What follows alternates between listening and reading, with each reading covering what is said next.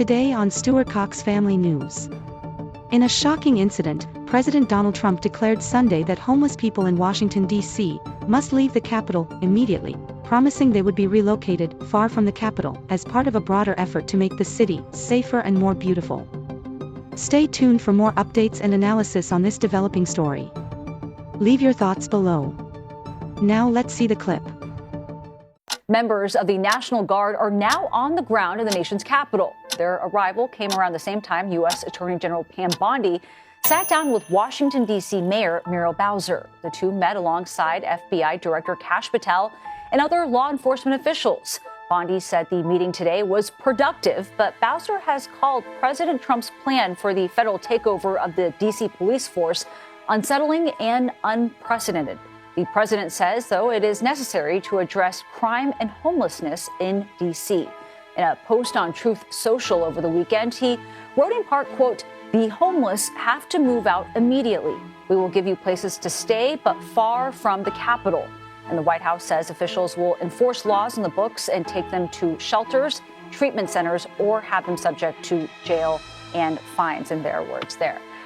Jesse Rabinowitz joins us now. He is the Campaign and Communications Director for the National Homelessness Law Center. Jesse, thanks for being with us.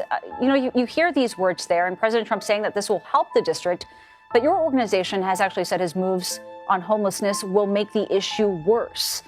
What's your thinking there? Absolutely. Donald Trump is not interested in solving homelessness. He is interested in making it easier to round up people and force them into government-run detention camps.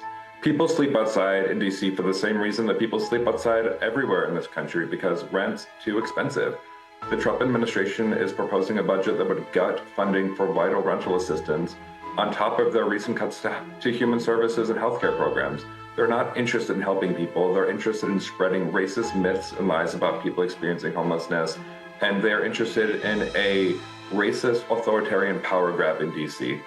Well, Jesse, what resources are available for people who are homeless in D.C.? Are there enough resources? Are there enough shelters, enough temporary housing? Absolutely not. People experiencing homelessness in D.C. are sleeping outside because rent is too expensive and because shelters are either overcrowded or just don't meet their needs. The solution to homelessness is getting folks housing with support. But again, Donald Trump isn't interested in solutions. He is interested in fanning flames and myths about homelessness to deflect from his failures to lower rents and make sure that every person in this country has a safe place to live. Is the issue getting worse, do you think? I do think the issue is getting worse, and it's all tied back to a right-wing billionaire-backed think tank in Texas called the Cicero Institute. They were instrumental in a recent Supreme Court ruling which shamefully said cities and states can throw folks in jail for sleeping outside when they have nowhere else to go. We know that their founder, Joe Lonsdale, is influencing the Trump White House. He influenced a recent administrative order from the Trump administration, and he is influencing this backwards, failed approach that centers throwing people into jail rather than getting people help.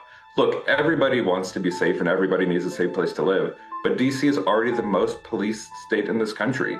We know that safe communities are communities where people have their needs met, like housing and support. Donald Trump isn't interested in those things. If he were interested in helping people, he'd lower rents. His only solution seems to be to throw folks in jail and in prison.